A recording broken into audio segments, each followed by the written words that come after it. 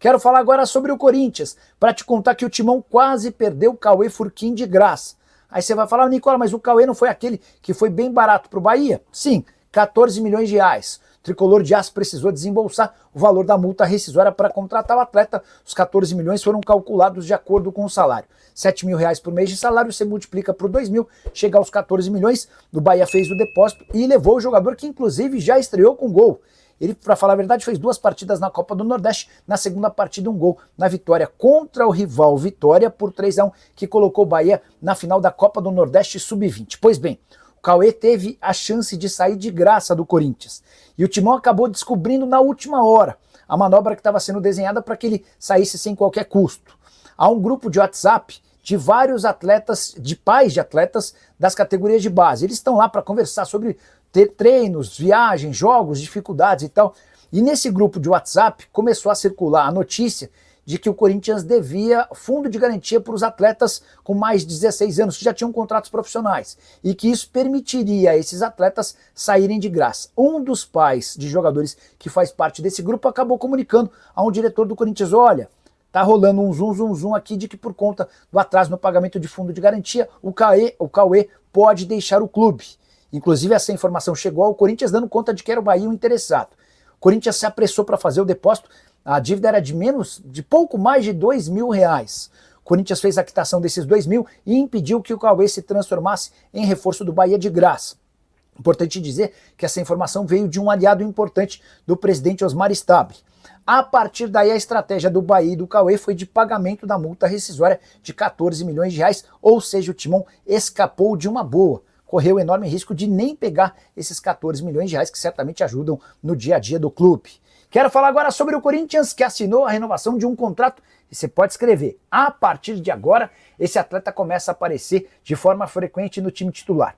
Eu me refiro a Jacaré, lateral direito de só 18 anos de idade. Ele vinha treinando há bastante tempo com o time principal, mas não jogaria enquanto não assinasse a renovação do seu contrato. O vínculo nem era tão curto, terminava em novembro de 27, mas depois do episódio Cauê Furquim, em que o Corinthians perde o atleta para o Bahia por apenas 14 milhões de reais, optou-se dentro do Timão em só utilizar jogadores que eram promessa, que tinham perspectiva de futuro, depois que eles assinassem uma renovação do contrato, tudo para evitar novas perdas. O salário do Jacaré era bem baixo, inferior até ao do Furquim, ou seja, sua multa rescisória era inferior aos 14 milhões de reais que o Bahia desembolsou.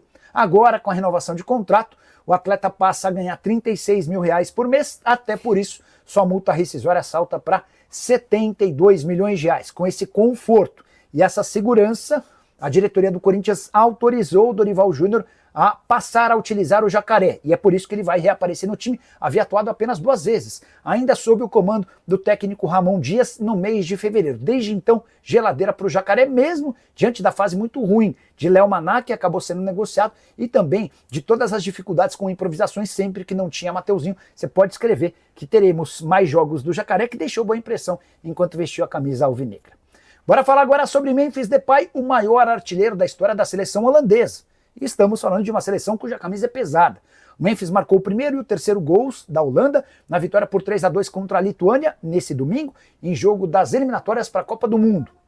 Vitória super importante porque permitiu a Holanda se manter na liderança do seu grupo. Vitória por 3-2 fora de casa contra a Lituânia. Hoje a Holanda tem 10 pontos, a Polônia tem 10 pontos e a Finlândia aparece com 7. O primeiro vai direto para a Copa, o segundo vai disputar uma repescagem e o terceiro fica de fora de qualquer chance de participar da próxima Mundial. Ah, só para registrar que com esses 2 gols, o Memphis chegou a 52, vestindo a camisa da Holanda, deixando para trás o Van Persie. Havia um empate técnico entre Van Persie e Memphis Depay, ambos com 50 gols. A Federação Holandesa fez uma homenagem ao Memphis Depay, reproduzindo os gols que começaram para ele, obviamente, na Copa de 2014 em Porto Alegre, jogo no Beira-Rio no dia 18 de junho. Ali ele marcava seu primeiro gol e o 52º foi anotado nesse domingo. Parabéns ao Memphis, escrevendo mais um capítulo importante e bonito da sua história. Quero fechar esse vídeo para falar sobre o Corinthians. Como é que é essa história de que a Betano, nova patrocinadora master do Flamengo, pretende comprar os name rights do estádio alvinegro e também virar a patrocinadora master do Timão? A primeira informação é: Betano já procurou o presidente Osmar Stabile e avisou que prepara uma proposta para os próximos dias. O Corinthians não sabe quais cifras virão, mas já foi informado de que a ideia da patrocinadora é virar a Master do Corinthians e também assumir os name rights do estádio alvinegro. E o pacote nem é dos mais caros. Hoje, a camisa do Corinthians no peito vale 103 milhões de reais, os name rights valem 15 milhões de reais por ano. A gente está falando de 118 milhões de reais. Vale a lembrança de que a Betano acaba de se acertar com o Flamengo para bancar 268 milhões de reais.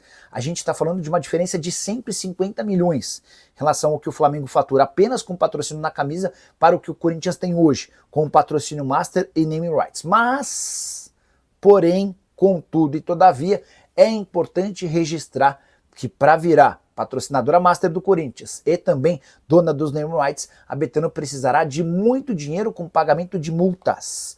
A multa para rescisão do contrato com a Hypera Pharma, dona da Neoquímica, em relação aos name rights é de 70 milhões de reais. Não há um valor divulgado em relação à multa da Esportes da Sorte, patrocinadora Master do Corinthians, mas em outros momentos, enquanto a Esportes da Sorte não tinha autorização do governo federal para atuar no Brasil, houve dirigente alvinegro afirmando que a multa giraria na casa dos 100 milhões de reais. Portanto, aguardemos cenas dos próximos capítulos.